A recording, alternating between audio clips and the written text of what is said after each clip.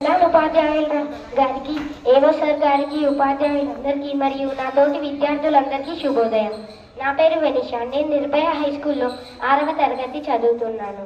ఈరోజు నేను మీకు తెలుగు భాష పితామహుడు గురించి మరియు తెలుగు భాష ప్రాముఖ్యత గురించి చెప్పబోతున్నాను. తెలుగు భాష పితామహుడు గిడుగు వెంకట రామమూర్తి. ఈయన 1863 ఆగస్టు 29న జన్మించారు.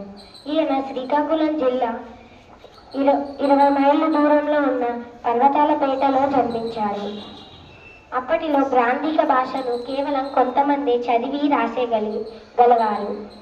అందుకే ఈయన గ్రాంధిక భాషను వాడుక భాషలోకి చేయడానికి ఈయన చాలా కృషి చేశారు. ఈయన కృషి ఫలితమే మన తెలుగు భాష. ఈయన చేసిన దానికి మన ప్రభుత్వం ఈయనని సత్కరించింది. ఈయనను ఆదర్శంగా తీసుకొని మనం తెలుగులో మాట్లాడాలి.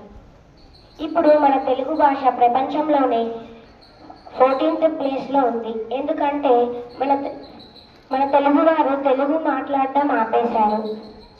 మనం తెలుగులోనే మాట్లాడాలి. మనం తెలుగులోనే మాట్లాడాలి. మనం విదేశాలకు వెళ్ళినా సరే ఎప్పుడూ మన తెలుగు భాషను మర్చిపోదు. అమ్మ ఒడిలో పడుకొని నేర్చుకునే మాతృభాష మనది.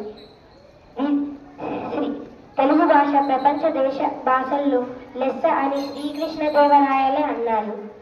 కానీ మన భారతీయులు, మన తెలుగువారే దాన్ని మాట్లాడడం ఆపేశాము. ఎందుకు? ఈ గిడుగు రామమూర్తి గారు తను చనిపోయేంత వరకు మన తెలుగు భాష ఊపిరే పీల్చారు. తెలుగు భాషలోనే సంభాషించారు.